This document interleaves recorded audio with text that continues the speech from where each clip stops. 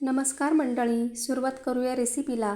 इथे मी मिक्सरच्या भांड्यामध्ये एक टोमॅटो घेतलेला आहे, 2 हिरव्या मिरच्या घ्यायच्या आणि 2 सुकलेल्या लाल मिरच्या घ्यायच्या, थोडेसे जिरे घेतलेले आहे आणि थोडंसं मीठ टाकायचं। आता आपल्याला पाणी न टाकताच याचं ह्या पद्धतीने वाटण तयार करून घ्यायचं आहे। एका बाउलमध्ये आपण 1 वाटी गव्हाचे पीठ घेणार आहोत, तर गव्हाचे पीठ मी इथे चाळून घेतलेले आहे।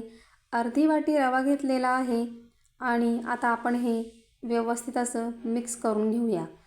तर आता याच्यामध्ये आपल्याला टोमॅटोची पेस्ट टाकून घ्यायची आहे आणि याच मिक्सरच्या भांड्यामध्ये मी इथे थोडंसं पाणी घेतलेलं आहे आणि आपल्याला थोडंसं पाणी टाकून याचं मिश्रण तयार करून घ्यायचं आहे। तर तुम्ही इथे बघू शकता, ह्या पद्धतीने मी हे इथे मिश्रण बनवून घेतलेलं आहे। तुम्ही जर माझ्या चॅनलवर नवीन असाल तर प्लीज चॅनलला सबस्क्राईब करा। आता याच्यामध्ये मी इथे एक मध्यम आकाराचा कांदा बारीक कापून घेतलेला आहे, तर तो टाकून घेऊया आणि 5 ते 6 कढीपत्त्याची पाने कट करून घेतलेली आहे, ती देखील टाकून घ्यायची।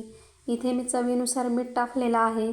तर सुरुवातीला देखील आपण टोमॅटो प्युरीमध्ये मीठ टाकलेलं होतं, त्या अंदाजाने आपण इथे मीठ टाकून घेऊया आणि पुन्हा एकदा हे व्यवस्थित असं मिक्स करून घेऊया।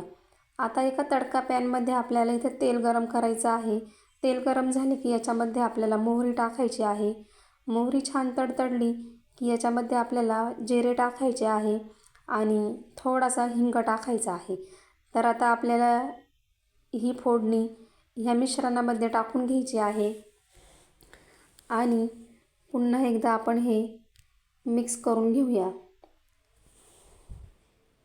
आता आपल्याला हे मिश्रण साधारण 5 मिनिटांसाठी ह्या पद्धतीने फेटून घ्यायचं आहे।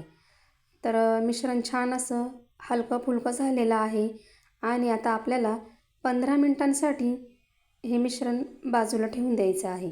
आता 15 मिनिटांनंतर गॅसवर तवा ठेवायचा आणि तवा गरम झाले की त्याच्यावर आपण थोडंसं तेल टाकून संपूर्ण तव्यावर तेल हे आपण पसरवून घेऊया। त्याच्यानंतर आपल्याला चमच्याच्या साहाय्याने तव्यावर मिश्रण टाकून घ्यायचं आहे आणि थोडंसं असं ह्या पद्धतीने पसरवून घेऊया।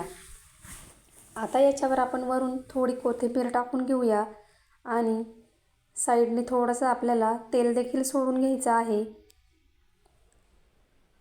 तर आता वरची साईड कोरडी झाली की आपण हे पलटी करून घेऊया।